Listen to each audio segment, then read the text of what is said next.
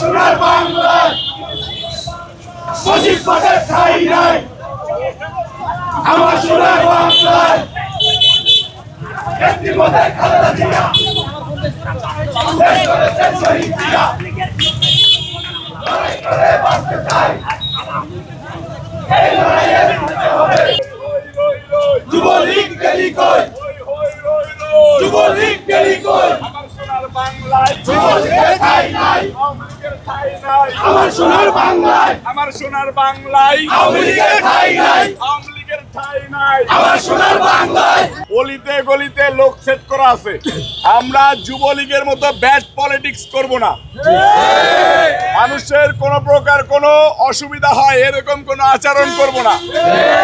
গলিতে গলিতে সব জায়গায় লোক দেওয়া আছে। এই এলাকা দিয়ে কালকে আওয়ামী লীগের যুবলীগের লোকজনরা ককটেল বিস্ফোরণ করেছে। আমি প্রত্যেকটা গলিতে লোক লাগিয়ে দিয়েছি। এরকম কোন ঘটনা হলেই সাথে সাথে ধরা খেয়ে যাবে। আমরা রাস্তা দিয়ে হাঁটবো, শুধু চোখ কান খোলা রাখবো। কেউ যদি এরকম বিশৃঙ্খলা বা মিছিল বা ককটেল মারতে দেখা যায়, সাথে সাথে আমরা তাকে দৌড়ায় ধরে প্রশাসনের হাতে তুলে দেব।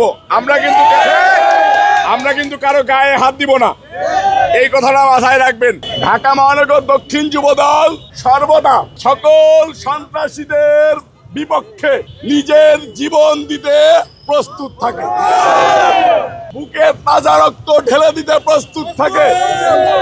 ঢাকা মহানগর দক্ষিণ যুব দল বিএনপির ভারপ্রাপ্ত চেয়ারম্যান জনাব তারেক রহমান সাহেবের নির্দেশে দীর্ঘ 17 বছর যাবৎ এই রাজপথে লড়াই সংগ্রাম করেছে।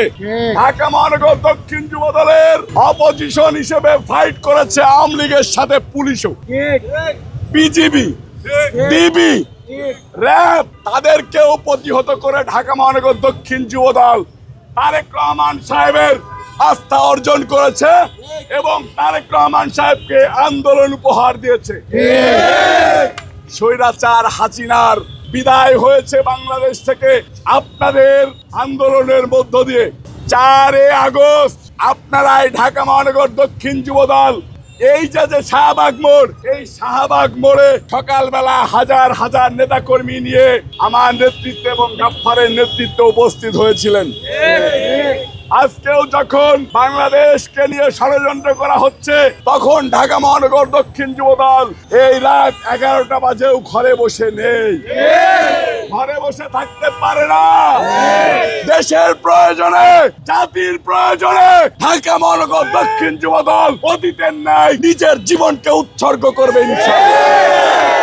তারেক রহমান সাহেবের নির্দেশনা আসলে বাংলাদেশের মাটিতে কোনো অন্যায়কারীকে আর চুল পরিমাণ কোনো ছাড় দেওয়া হবে না। ঢাকা মহানগর দক্ষিণ যুব দলের সদস্য সচিব রবিউল ইসলাম নয়নকে গোয়েন্দা সংস্থা ডেকে নিয়ে বলেছে, আওয়ামী লীগ আপনাকে টার্গেট করেছে, গ্রেনেড হামলার মধ্য দিয়ে আপনাকে হত্যা করতে পারে। আমি রবিউল ইসলাম নয়ন দেশবাসীকে বলতে চাই, আপনাদের সন্তান, আপনাদের ভাই রবিউল ইসলাম নয়নের শরীরে শহীদ রাষ্ট্রপতি জিয়াউর রহমান সাহেবের আদর্শিক রক্ত বহমান। রবিউল ইসলাম নয়নকে থামিয়ে দেয় এরকম শক্তি আল্লাহ ছাড়া পৃথিবীতে কারো নেই।